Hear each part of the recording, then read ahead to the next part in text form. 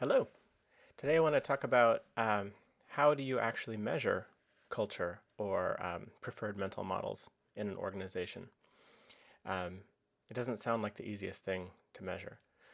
It's really about how to measure preferences. And so one way that we measure preferences is with surveys. We ask people what they like better.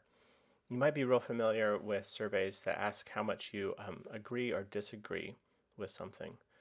So, for example, I like chocolate ice cream. You might have 5 options: strongly disagree, disagree, neutral, agree, or strongly agree.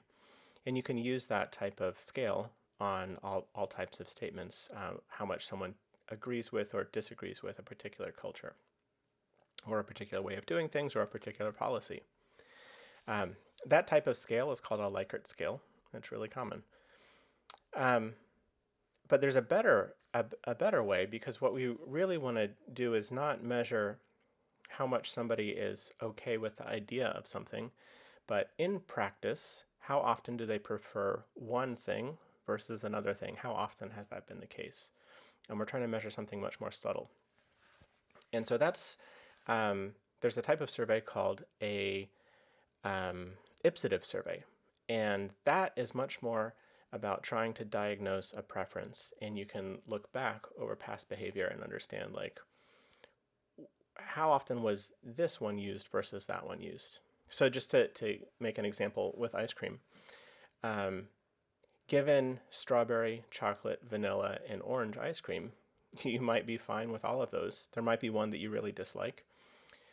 But if the question is, over the last year, how often did people in your house eat strawberry, chocolate, vanilla, or orange ice cream? Now you can start to understand if there's a preference in the group for one versus the other. You might be really surprised if they're all kind of even, but most likely there's one that stands out as being strongly preferred by the group. And then you allocate a certain number of points. So say, given these 4 options, allocate 10 points among these 4 types of ice cream based on how often you saw people eating that kind of ice cream in your home over the last year. So 2 points going to strawberry means 20% of the time people ate strawberry. 8 points going to chocolate means 80% of the time people ate chocolate. 0 on vanilla and orange means we don't eat that around here. And so that's how you measure culture preference or mental model preference. Really any kind of preference where people aren't necessarily disagreeing with something, but you're trying to understand which one they like better. And that's called the Ipsative survey.